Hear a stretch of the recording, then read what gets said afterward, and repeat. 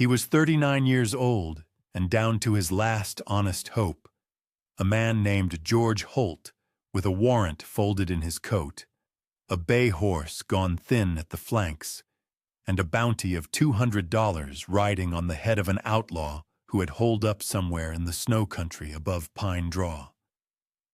$200 was all he was chasing. $200 was what the paper said.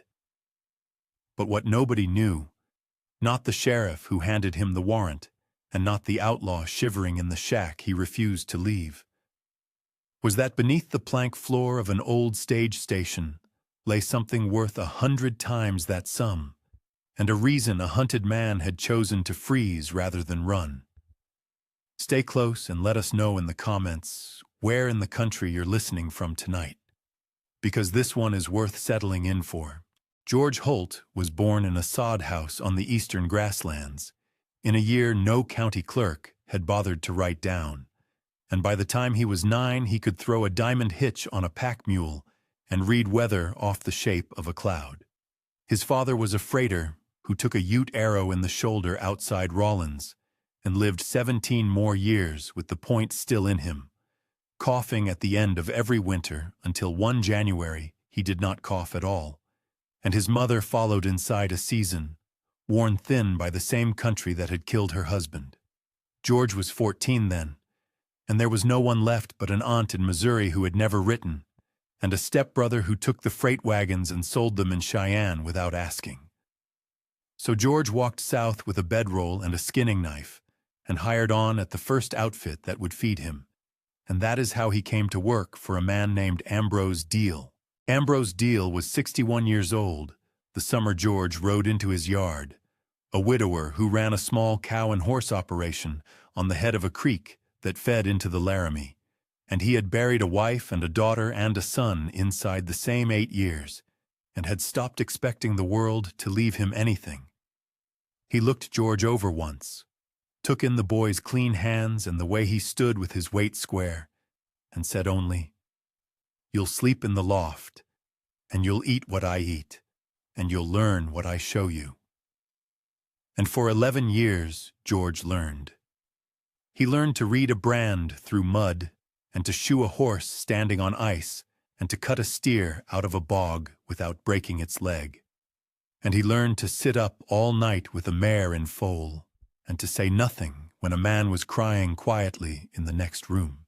Ambrose taught him to shoot the way a working man shoots, which is not fast but sure, and he taught him to track, which Ambrose said was mostly a matter of believing what the ground told you even when your hope wanted otherwise.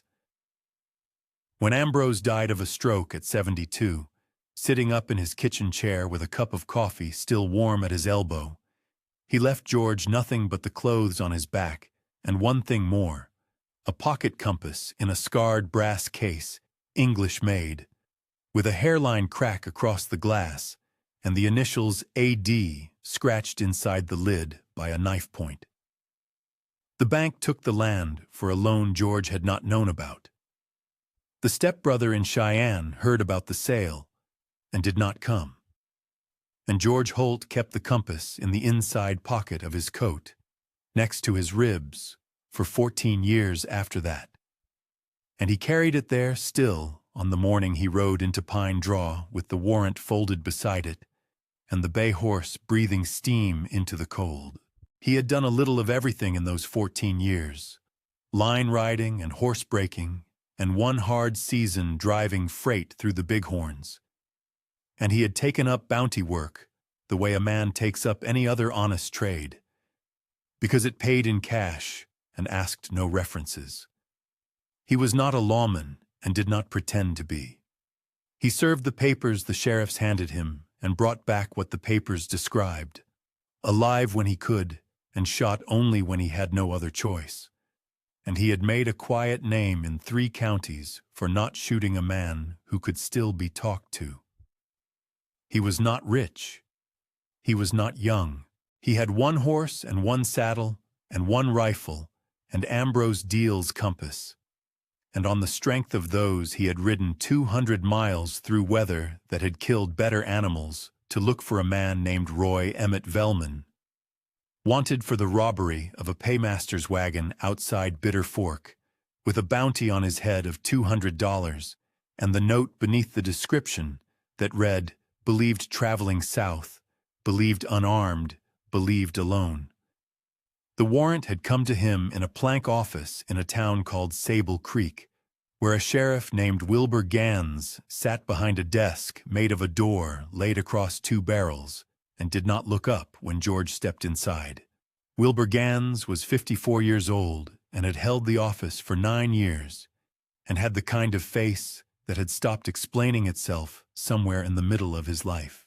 He kept the warrants in a tin box on the desk, and he took them out one at a time and read the descriptions aloud to himself before he handed them over, as if the sound of the words was a small ceremony he owed the men whose names he was reading. He read George the description of Roy Emmett Velman in that same flat voice, and he pushed the paper across the door desk with 2 fingers, and he said the bounty was $200, paid on delivery, and that the county would not pay a cent for a corpse this time, because the last 3 bodies brought in had cost the county the price of the burying and the coroner and a mule to haul them, and had not been worth the paper the warrants were printed on. He said it without looking up. He said the paymaster's wagon had gone missing outside Bitter Fork 3 weeks earlier, with better than $19,000 in Army silver aboard, and that Velman had been seen alone on the road 2 hours before the robbery and had not been seen since, and that everyone who could count agreed the money had gone with him. But the county was not paying on the money. The county was paying on the man, and the man was $200, and George could take him or leave him. George took him. He signed the receipt with a stub of a pencil chained to the desk by a length of trap wire, and he folded the warrant twice and slid it into the inside pocket of his coat, next to Ambrose Deal's compass. And he touched the brim of his hat to a sheriff who was already reading the next name in the tin box, and he stepped back out into the cold. There was no argument in it, and no ceremony.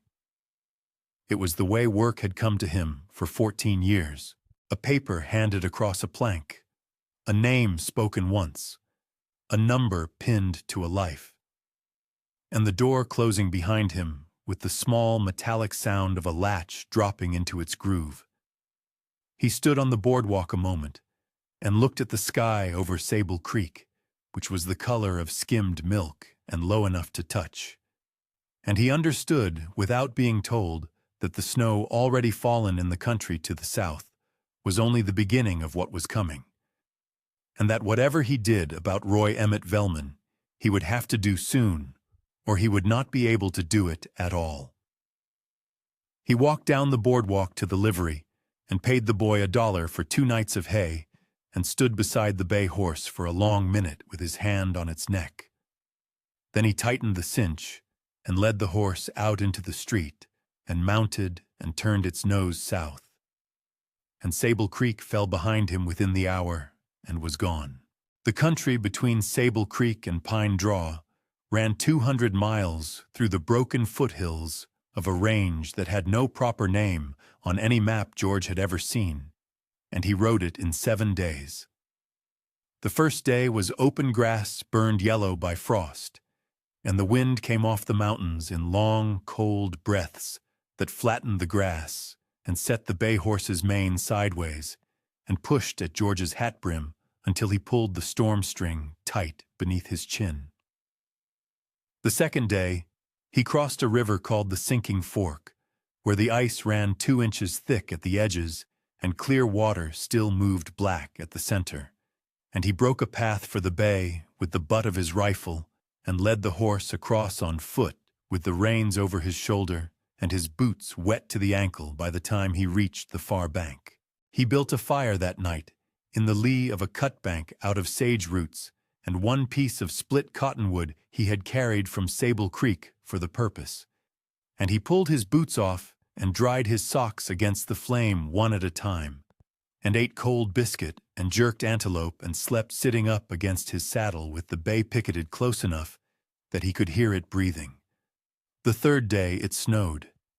It began as small, dry flakes that came sideways and stung the skin, and by afternoon it was falling straight and thick, and had covered the trail so that George navigated by the shape of the ridges and by Ambrose Deal's compass, which he took out of his coat every hour and held level in his gloved palm and read against the direction of the wind. He talked to the bay horse, in the way a man talks to a horse he has ridden for 6 years, softly and without expecting any answer, telling it that they would be down out of the wind by evening and that there was a stand of pine on the map where a man could put his back against something solid and sleep. The pine stand was where the map said it would be. He slept there and rode on before the sun came up. On the 5th day, he passed a homestead abandoned so recently that a shirt still hung on the clothesline, stiff with ice, and he did not stop. And on the 6th day, he crossed the divide into the drainage of Pine Draw and looked down into a valley narrow and long and hemmed on both sides by black timber, with a creek running through the middle of it under a lace of ice and smoke rising from 3 chimneys in a town he could barely see. He came into the town on the 7th morning, with his beard frosted white, and the bay walking on legs that had gone stiff below the knees, and he stopped at the first trough that was not frozen solid, and broke the skim of ice with his rifle butt, and let the horse drink for a long time before he swung down. Pine Draw was 2 streets crossed at a right angle, a store, a smithy, a saloon with no name painted on it, a boarding house whose front window was patched with tin, and a small office with a shingle that read only DEP. The snow lay a foot deep in the street and had not been broken by any wheel since the last fall. There were 4 horses tied along the rails between the store and the saloon, and none of them was the horse the warrant described. George stood in the street until the bay horse had drunk what it wanted, and then led it 2 doors down to the office with the shingle that read only DEP. The office was a plank room, with a stove burning green pine, and a deputy named Harlan Muth sitting behind a table piled with unopened mail. Harlan Muth was 31, and had been deputy in Pine Draw for 2 winters, and was the only representative of any law within 40 miles. He looked up when George came in, took in the frosted beard and the badge George did not wear, and said nothing until George laid the warrant on the table and turned it toward him. Harlan Muth read the warrant through twice. He said Roy Emmett Velman had come into Pine Draw 11 days earlier on a lame gray and had bought a sack of flour and a tin of coffee and half a pound of nails from the store, and had ridden back out the same afternoon toward the old stage road that ran north up the draw. Harlan Muth said no one had seen Velman since, but that a boy checking a trap line 4 days ago had seen smoke rising above the pines about 6 miles up that road in the direction of a stage station that had not been used in 19 years. Harlan Muth said he had meant to ride out and look but had not, because his wife was near her time and the road was bad, and the county paid him $38 a month. He said if George wanted to go, he would not stop him, and if George brought the man back alive, he would witness the delivery to Sable Creek by letter. George thanked him and folded the warrant back into his coat. He rode out of Pine Draw at noon with a fresh half-loaf of bread and a wedge of hard cheese wrapped in oilcloth in his saddlebag, and the bay horse fed and rested and shod anew at the smithy for $1.25. The old stage road ran north along the creek, and then climbed up out of the valley through pines so heavy with snow that the branches swept the crown of his hat as he passed. 6 miles up, exactly where Harlan Muth had said it would be, the timber opened onto a flat bench of ground, and the old station stood at the far edge of the clearing with its back against a rise. The station was a long, low building of squared logs, 22 feet by 14 by his eye, with a shake roof half fallen at the north end and a stone chimney standing sound at the south. There had been a pole corral behind it once, and only 2 posts of that were still upright. A shed roof had been added to one side at some later time, cobbled together out of plank and shingle, and it was from the pipe of this shed that a thin, hard, steady thread of smoke was rising into the still air. The gray horse from the warrant was tied inside what remained of the corral, standing three-legged with one hoof up, and it lifted its head and watched George come without any interest at all. George dismounted 100 yards off in the trees and tied the bay to a pine, and drew the rifle from the scabbard and walked the last 100 yards on foot in the snow, keeping the bulk of the station between himself and the shed door. He came up to the log wall and set his shoulder against it and listened. Inside, a stove was ticking. A man coughed once, dry, and did not cough again. George moved along the wall to the corner and around it, and stood at the shed door with his rifle held across his body, and said, plainly and without raising his voice, that Roy Emmett Velman should come out with his hands where they could be seen, and that he was not going to be shot if he did. There was a long silence. Then the door pulled inward on a leather hinge, and Roy Emmett Velman stood in the opening, with his hands empty and open at the level of his shoulders. He was a narrow man of perhaps 35, unshaven, in a coat 2 sizes too large that George recognized as a soldier's overcoat, with the buttons cut off and replaced by wooden toggles. He had no gun on him. He had no gun anywhere in sight. He looked at George's face and then at the rifle, and then past both of them, at the timber, at the empty road, and he said only that he would come, but that George should come inside first and see, because if George did not see it, he would not understand, and it would be lost. George kept the rifle level and told Velman to step back into the shed. Velman stepped back. George followed him in and closed the door behind them with his heel. The shed was warm. A sheet iron stove burned in the corner on a bed of creekstones, and a bedroll of 2 blankets lay along the wall, and a coffee tin sat on the stove with steam coming out of a nail hole punched in the lid, and the plank floor of the shed had been swept clean with a bundle of pine twigs that leaned in the corner, still bound with twine. Velman stood with his back to the far wall, and his hands still open, and said that the floor was what George should see.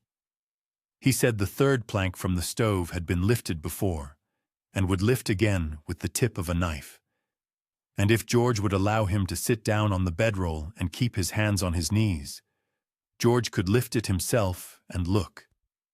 And after that, George could do what he had come to do. George told him to sit. Velman sat. George crouched by the stove and set the rifle across his thigh, within reach of his right hand, and took out the skinning knife he had carried since he was 14, and slid the point along the seam of the 3rd plank. The plank came up easily. It had been cut clean across on both ends and set back into its place many times. Beneath it was a shallow space perhaps 4 inches deep, lined with tarred paper that had gone brittle at the edges, and in the shallow space lay 3 things. There was a heavy canvas grain sack, folded twice over itself and tied with jute. There was a flat tobacco tin of the kind that had held loose Virginia leaf, its lid painted with a woman in a red dress now mostly worn off. And there was a stack of paper folded into thirds and bound with a strip of hide cut narrow. George lifted the grain sack out first because it was the heaviest. He set it on the plank floor and untied the jute and opened the mouth of it and looked in. Inside was Army silver, coined dollars stamped with the seated Liberty, hundreds upon hundreds of them, packed in tight wraps of oilcloth of the sort a paymaster uses, each wrap tied at the ends with red twine. He did not count.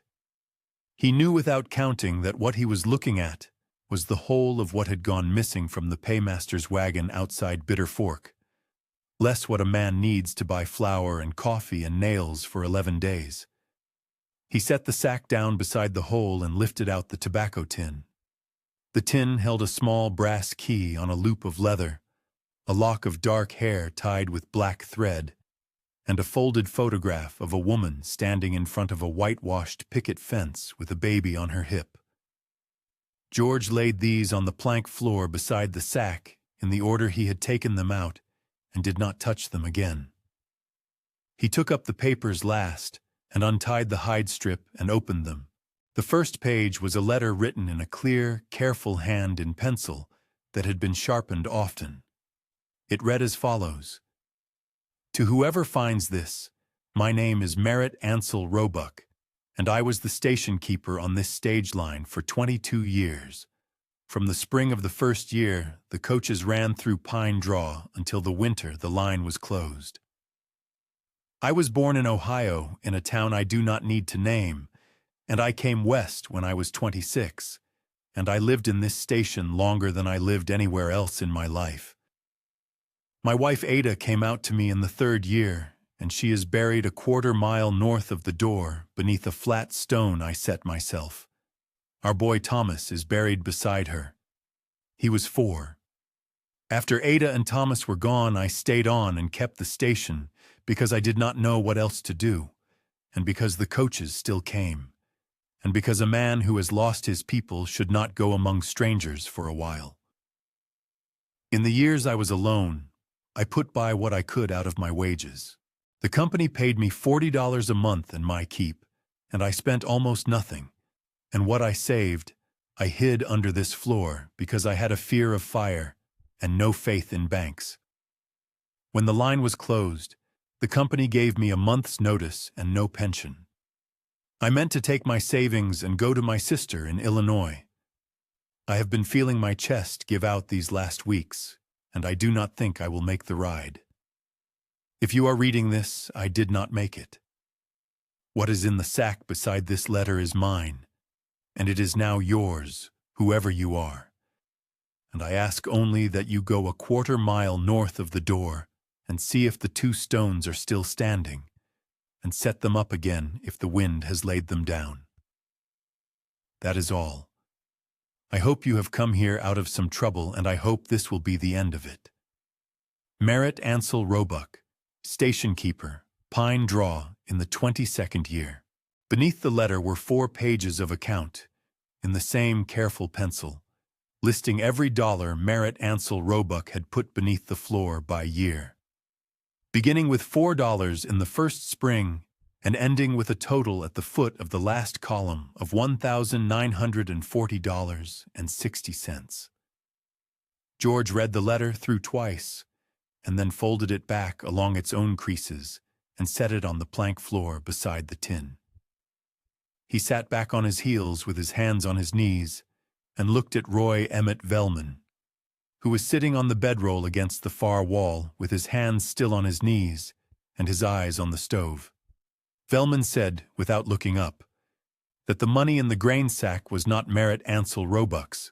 He said the sack was Army silver he had taken off the paymaster's wagon 3 weeks and 4 days ago, and he had ridden it up here because he had been through this station once as a boy on a coach with his mother. And he had remembered the roof and the chimney and thought no one would look. He said he had lifted the plank his second night in the shed to hide the sack beneath it, and had found the tin and the letter already there. And he had read the letter, and he had not been able to make himself take Merritt Ansel Roebuck's money and ride out with it.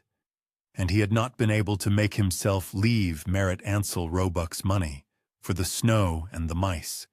And he had not been able to make himself go a quarter-mile north of the door and see about the stones, because he was afraid that if he went out, he would not come back in. He said he had been sitting here 11 days waiting for a man like George to come, and he was tired, and he would ride to Sable Creek without any trouble at all. George did not answer him for a long time. He reached into the inside pocket of his coat and took out Ambrose Deal's compass and held it in his gloved palm and looked at the hairline crack across the glass and the initials scratched inside the lid by a knife point 14 years dead. And then he set the compass on the plank floor beside the tobacco tin, beside the lock of dark hair and the photograph of the woman with the baby on her hip. And he looked at the two small things sitting there together in the lamplight from the stove door. And he understood, without being told, that both of them had been left behind by people who had loved someone they had not been given time enough to raise. George put the compass back into the inside pocket of his coat, and he put the letter and the account pages back into their fold of hide. And he tied the jute string around the mouth of the grain sack again, and he set the tobacco tin on top of the sack. And he told Roy Emmett Velman to stand up slowly and put on his coat because they were going to Sable Creek. Velman stood. George tied Velman's wrists in front of him with a length of picket rope, loose enough for the man to hold the horn of a saddle, and he lifted the sack of army silver and carried it out to the corral and lashed it behind his own cantle in a canvas slicker, and he brought in the gray horse and looked at the lame hoof and found a splinter of pine driven up under the frog and drew it out with the point of his knife, and by evening the gray was walking sound on it.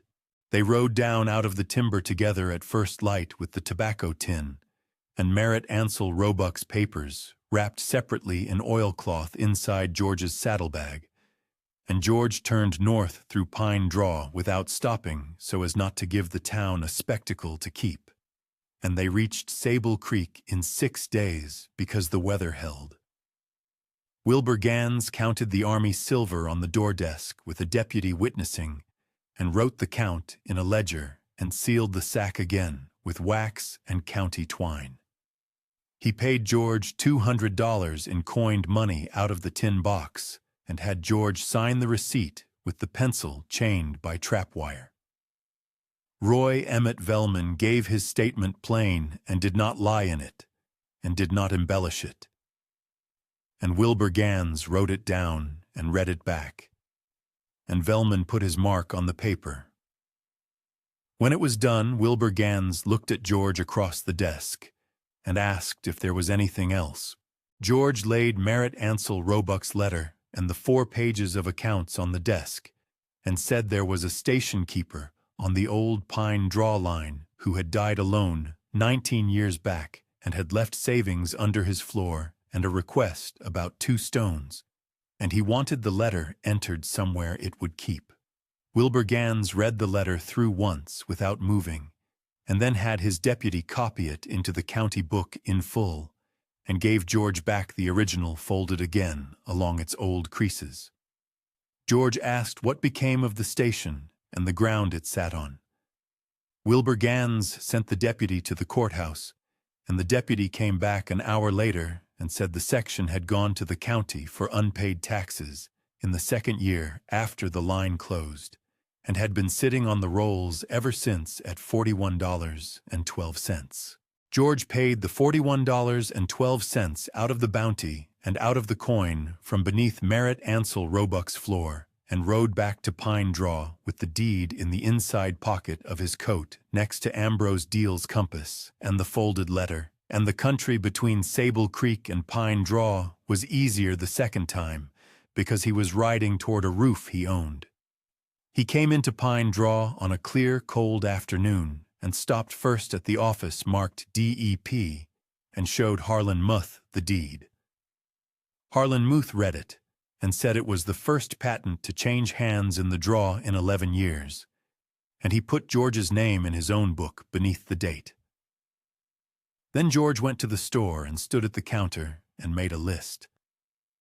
The storekeeper was Otis Brand, 67, who had run the store in Pine Draw since the 2nd summer of the town. Otis Brand read the list through his spectacles and said the shingle and the tar paper and the 10-penny nails he had on hand, and the window glass he could send for and have back in 3 weeks, and the sheet iron for a new stovepipe he would sell out of his own back shed. He asked whether George meant to winter up at the old station, and George said he did. Otis Brand said the road would need breaking after every snow, and that his boy Merle, who was 14, would break it with a mule and a drag for 2 bits a run. George agreed. He rode up the 6 miles the next morning with the mule Merle broke ahead of him, and a wagon rented from Bower Nash, the smith, who was 49, and had shod the bay horse the week before. Bower Nash sent along with the wagon a bundle of iron strap he had cut and drilled for the door hinges, and would not take money for it, saying he had overcut for a job that had been cancelled, and the iron was of no other use.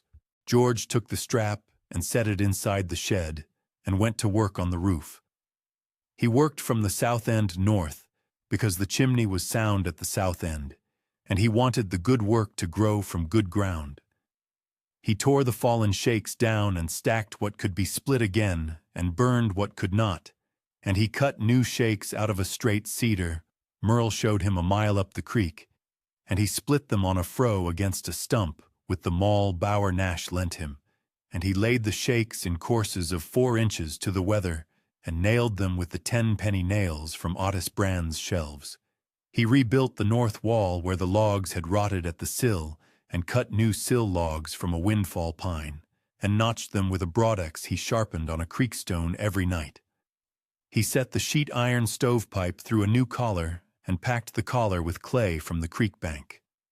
He hung the door on Bower Nash's strap hinges. He glazed the one window when the glass came in on the freight in the 3rd week, and puttied it with a putty he made from linseed oil and whiting Otis Brand had at the back of the store. He swept the floor with the same pine-twig broom Roy Emmett Velman had bound with twine and left standing in the corner, and he did not throw the broom away. On the 7th day of the work, he set down his tools at noon and walked a 1/4 mile north of the door through knee-deep snow to a place where the ground rose slightly under a stand of lodgepole pine. The 2 stones were there, flat river stones set on edge. The wind had laid one of them down. George dug the frozen earth out around its foot with the point of his knife, and reset the stone plumb, and packed the hole with creek gravel, and stood a long time in front of the 2 markers with his hat in his hand. When he walked back to the station, he took Ambrose Deal's compass out of his pocket and checked his line by it, which he had not needed to do, and put it back. Word of the work at the old station moved down the draw the way word moves in country, where there is little else to carry. In the 4th week, a woman named Ivy Matchin, who was 51 and kept the boarding house with the tin-patched window, rode up on a borrowed mule with a covered basket and left a loaf of rye bread and a crock of pork lard and a jar of blackberry preserve on the plank beside the stove, and would not stay to eat. In the 5th week, a man named Dorsey Witt, who was 62 and had trapped the head of the draw for 30 winters, came up on snowshoes with 2 beaver pelts already fleshed and stretched, and said the pelts would sit warmer under a bedroll than blankets alone. And he showed George how to lash them hair down to the plank floor beneath the tick. In the 6th week, Merle Brand, who broke the road every 3rd day now with the mule and the drag, brought up a puppy of 6 weeks in the pocket of his coat, a stub-tailed brindle out of a bitch his father kept at the store, and said George would want a dog up here for the sound of it in the night. And George took the puppy and set it on the beaver pelts by the stove and named it Nothing for a week, and then began to call it Shake for the way it shook when it drank. Harlan Muth rode up in the 7th week with his wife's brother, a carpenter named Bertram Poole, 34. And Bertram Poole spent 2 days at the station without pay, because Harlan Muth had asked it as a favor, and Bertram Poole framed a small partition inside the main room to make a sleeping alcove out of the wind of the door, and hung a plank door on it with wooden pintles cut from a green sapling. He would take from George only a supper of beans and the loan of the bay horse to ride back down. When Bertram Poole left, the station had a room within a room, and the room within the room had Merritt Ansel Roebuck's tobacco tin on a shelf above the head of the bed, and Ambrose Deal's compass beside it. And the 2 of them sat there in the lamplight together on the same shelf as they had sat on the plank floor the day the 3rd plank came up. By the end of the 8th week, George had a roof over every foot of the station's 22 by 14, and a stove that drew clean, and a window that held daylight, and a door that shut, and a shelf, and a dog, and a road broken to the town, and Merritt Ansel Roebuck's letter folded inside the tobacco tin under the small brass key and the lock of dark hair, and $1,899.48 of the station keeper's money, left after the taxes and the glass and the nails and the tar paper, hidden again under the third plank from the stove, because he had not yet decided what to do with it, and because it seemed to him that Merritt Ansel Roebuck had chosen the place for it, and knew the place better than he did. In Pine Draw that winter, people began to say the old station when they meant a place a man lived, not a ruin at the head of the road. Otis Brand kept a running slate for George at the store, and marked it down when he came in and settled it in coin at the end of every month. Bower Nash asked George in the second month of the new year if he would take on the shoeing of 2 mules Bower Nash could not fit into his own shop before spring haul, and George shod them in the lean-to he had built onto the south end of the station, out of the salvaged shakes, and Bower Nash paid him in a used forge George could set up under the same roof. Ivy Macon sent word by Merle that any traveler who came through Pine Draw asking after a bed up the draw would be told the old station was open again, and by the first thaw 2 freighters had ridden up and slept a night by the stove on the beaver pelts of Dorsey Wit, and paid George 50 cents apiece for the bed and a bowl of what he was eating, and one of them had come back a month later on the return trip and slept there again, and left a sack of oats behind out of kindness that George would not have asked. He did not call it a station because the coaches no longer ran. He called it nothing at all when he spoke of it and only said home. But the county book in Sable Creek listed him now as G. Holt, and against his name, the deputy of Wilbur Gans had entered in a small hand the notation station keeper, Pine Draw, because that was the office the ground had once held, and the deputy had not known what else to call the man who owned it. When word came down through the draw the following summer that a courier route was being surveyed to run mail once a month between Sable Creek and the settlements north of the Divide, Harlan Muth put George's name forward as a waypoint and stopover, and the contract came back in the fall with the seal of the postal agent and George's name written on the line as postmaster of Pine Draw Station at a stipend of $9 a month and the keep of a spare horse for the courier.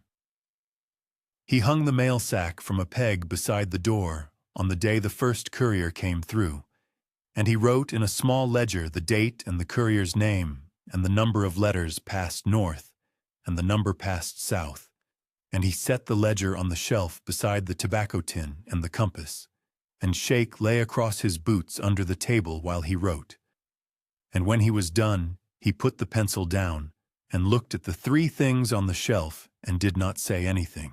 By the second winter, he was known in Pine Draw as the man at the old station, and children who had not been born when the coaches ran learned the road up the draw by breaking it behind Merle Brand's mule.